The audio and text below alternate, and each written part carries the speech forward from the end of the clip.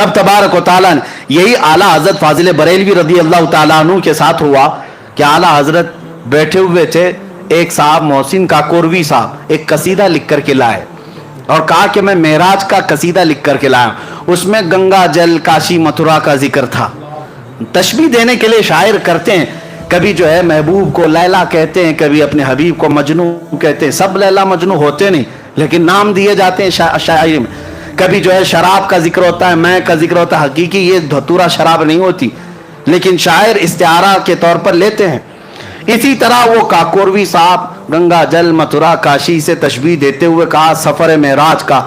आला हजरत उस वक्त सो रहे थे जोहर की नमाज पढ़कर। आए काकोरवी साहब, कहा कि मौलाना अहमद रजा साहब एक कसीदा लिख करके लाए हूँ। कहा सुनाइए। उन्होंने 2 शेर ही सुनाए थे। आला हजरत ने कहा रुकिए, अभी 2 ही शेर सुनाए थे, बाद में असर के बाद सुन लेंगे, असर के बाद सुन लेंगे।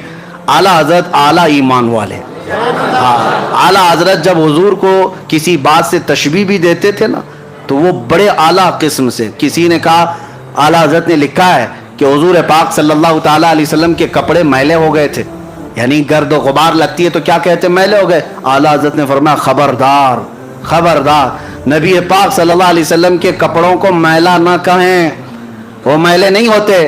फिर जो चीज धूल गुबार लगती मैला ही तो कहेंगे, क्या कहेंगे।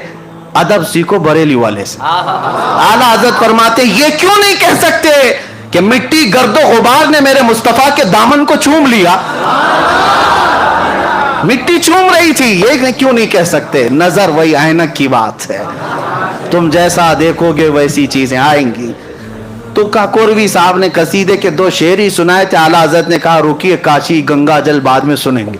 असर की नमाज का वक्त हुआ, आला हजरत सुन्नत पढ़ने के लिए गए।